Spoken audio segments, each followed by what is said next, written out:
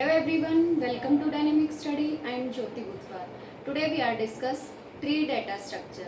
Tree एक non linear type का data structure है. नॉन लीनियर मीन्स कि जो हमारे डाटा आइटम्स होते हैं वो किसी लीनियर फैशन में अरेंज नहीं होते. वहाँ पे हमारे data items non linearly arrange होते हैं. ठीक है, तो ट्री हमारा यूजीसी नेट के लिए तो इम्पोर्टेंट है, साथ में ये हमारा यूनिवर्सिटी एग्जाम्स के लिए भी बहुत इंपॉर्टेंट है. इससे एक थ्योरेटिकल क्वेश्चन जरूर आता है एग्जाम में. तो ट्री की बेसिक डेफिनेशन क्या है? Tree is a connected acyclic graph. हमारे पास हमारी डेफिनेशन के अंदर 3 वर्ड्स हैं. Connected acyclic graph. सबसे पहला तो ट्री क्या है? ट्री एक ग्राफ होना चाहिए. अब ग्राफ क्या है? ग्राफ हमारा क्या होता है? कलेक्शन ऑफ वर्टिसेस और edges. For example this is graph. ये ग्राफ है, इसमें कुछ वर्टिसेस हैं और इसमें एजेस प्रेजेंट है. उसके बाद एसाइक्लिक. एसाइक्लिक का मतलब क्या है? कि साइकिल नहीं होनी चाहिए, यानी कि नो साइकिल और फ्री फ्रॉम साइकिल.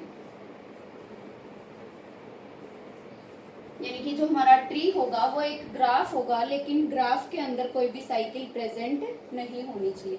अब इस ग्राफ के अंदर यहाँ से मूव किया, यहाँ से मूव किया, लेकिन यहाँ पे जो हमारी है, यहाँ पे 5 लेंथ की साइकिल बन रही है, तो हमारा जो ये ग्राफ है ये ट्री नहीं है. अगर हम इस ग्राफ में से एक एज रिमूव कर दे कोई भी, तो हमारी साइकिल ब्रेक हो गई. ठीक है, तो अब ये क्या है? अब ये ट्री है. तीसरी प्रॉपर्टी क्या है? तीसरी प्रॉपर्टी क्या कहती है? कि वो कनेक्टेड भी होना चाहिए.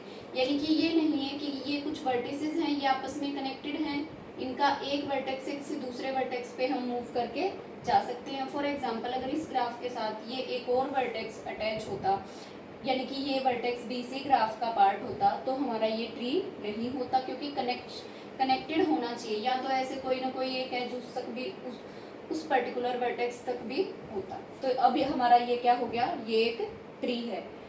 इसने तीनों कंडीशन फॉलो कर ली. ये ग्राफ भी है, collection of vertices and edges, और एसाइक्लिक भी है कि साइकिल भी नहीं है, और कनेक्टेड भी है, यानी कि डिसकनेक्टेड नहीं है.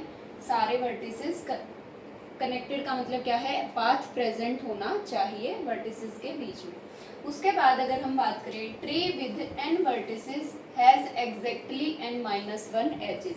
अगर हमारे किसी ट्री में n वर्टेक्स प्रेजेंट हैं, तो उसका मतलब क्या है? अगर हमारे n वर्टेक्स हैं किसी ट्री में, तो उस ट्री के अंदर n-1 एजेस होंगे एग्जैक्टली.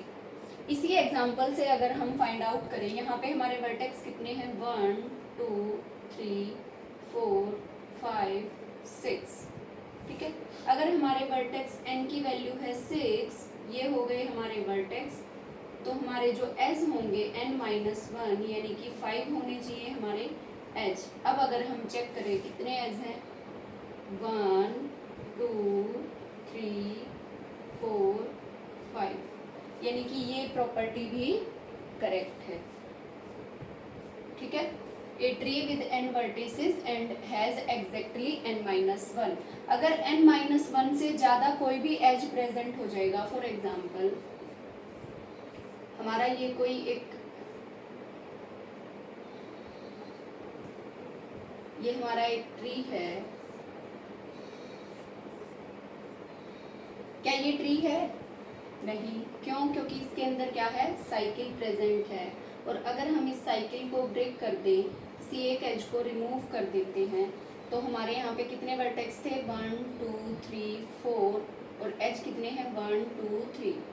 ठीक है, तो एग्जैक्टली n-1 ही एज होंगे, ना उससे ज़्यादा हो सकते ना उससे कम होंगे. अगर इससे कम कर दिया, लाइक एक एज और रिमूव कर दिया हमने, तो हमारा जो ट्री है वो क्या हो जाएगा? डिसकनेक्टेड. और अगर इससे ज़्यादा एक एज एक्स्ट्रा ऐड कर दिया, तो हमारे ट्री में साइकिल बन जाएगी. तो इसलिए अगर n वर्टेक्स है तो n-1 एजेस प्रेजेंट होने चाहिए. उसके बाद थर्ड प्रॉपर्टी क्या है? Tree is a minimally connected graph. Minimally connected graph का मतलब क्या है? कि वो मिनिमम से मिनिमम कनेक्टेड होता है, कि किसी भी अगर एक एज को हम रिमूव कर दें तो हमारा ग्राफ डिस्कनेक्ट हो जाएगा. जैसा हमने इस एग्जांपल में देखा. एक और एग्जांपल ले लेते हैं.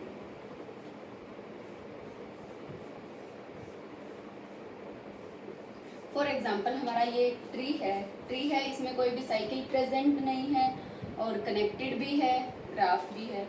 तो अगर अब इसमें से हम कोई भी एक एज रिमूव करें, लेट अस सपोज दैट हम ये एक एज रिमूव करते हैं, तो ये क्या बन जाएगा, ये हमारा डिसकनेक्टेड हो जाएगा, यानी कि हमारा ग्राफ कैसा था, मिनिमली कनेक्टेड ग्राफ। उसके बाद हम बात करते हैं फॉरेस्ट क्या होता है।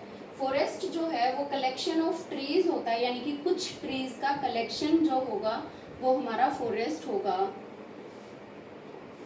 जैसे ये हमारा कोई एक ट्री था, ये हमारा कोई एक ट्री था, और ये हमारा एक और ट्री था। अलग अलग ट्रीज के इन कॉम्बिनेशन को हम क्या कहेंगे, ये हमारा होगा फॉरेस्ट। और फॉरेस्ट के अंदर जो हमारा एक अलग से जो पर्टिकुलर एक एक ट्री है उनको हम बोलते हैं कनेक्टेड कंपोनेंट। ये हमारे क्या है, connected component. connected component 1, this is connected component 2, connected component 3. Collection of trees is also called, is known as forest. I think tree का बेसिक कंसेप्ट आप सबको क्लियर हो गया होगा। कोई भी क्वेरी है तो कमेंट सेक्शन में कमेंट कर सकते हैं। Thank you so much.